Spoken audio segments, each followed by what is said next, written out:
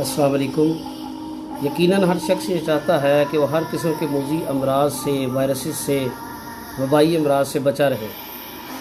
इसके लिए एहतियाती तदाबीर भी ज़रूरी है, अद्वियात और अपनी खुराक में एतदाल को कायम रखना भी ज़रूरी है। लेकिन इसके साथ साथ जो सबसे बड़ा ज़रिया है हर तकलीफ़ बीमारी से बचाव के लिए, अल्लाह से उम्मीद बांधे रखना है।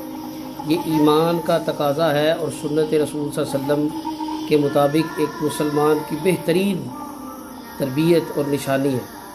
अल्लाह के रसूल सल्लल्लाहु अलैहि वसल्लम ये दुआ अक्सर फरमाया करते, अल्लाहुम्मा इन्नी औज़ु बिका मिनल बरसी वल जुनूनी वल जुज़ामी व मिन सय्यिल अस्काम।